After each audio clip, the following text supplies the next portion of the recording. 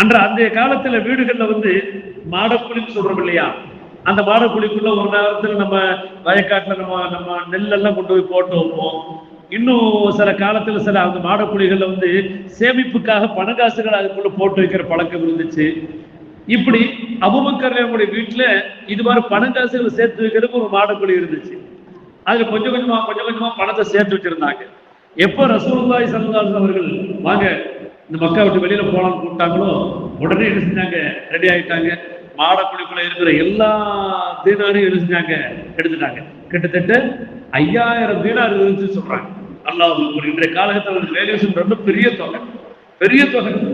ஒரு பைசா கூட விடாம எல்லாத்தையும் வலிச்சு தொடச்சு எடுத்து ரசூலுக்கு தேவைப்படும் என்பதாக இருந்த எல்லா பணத்தை எடுத்துக்கிட்டு கையில் எடுத்துக்கிட்டு புறப்பட்டாங்க. அவர்களுக்கு அபூபக்கர் 4 மக்கள், 2 பெண் மக்கள், 2 ஆண் மக்கள். மூத்த மகளுடைய பேர் அஸ்மா ரலியல்லாஹு அன்ஹா.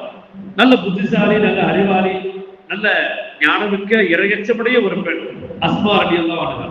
அதற்கு பிறகு 2 ஆண் மக்கள், அப்துல் ரஹ்மான், அப்துல்லா என்று சொல்லக்கூடிய 2 ஆண் மக்கள். அடுத்ததாக சிறிய பெண் ஆயிஷா சித்திகா ரலியல்லாஹு அன்ஹா.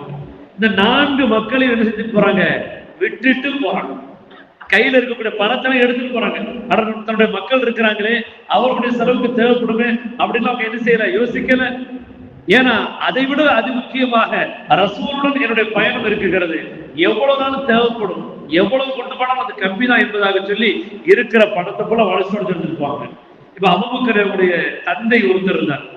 அவர் பேரு குஹாஃபா ரலியல்லாஹு அன்ஹு. அதுவரை அவர் இஸ்லாத்துக்கு வரல, அதுக்கப்புறம் இஸ்லாத்துக்கு வந்தார். அவரு கொஞ்சம் கண் பார்வை குறைவானது, கொஞ்சம் லைட்டா அப்படி கூடு விழுந்த மாதிரி நடக்கக்கூடியவர். அபூபக்கர் ரசூலுல்லாஹோட போயிட்டாங்க. இவர் மறுநாள் என்ன செய்யறாரு, வீட்டுக்கு வர்றாரு. யாரு, அபூபக்கருடைய அத்தா குஹாஃபா அவர்கள்.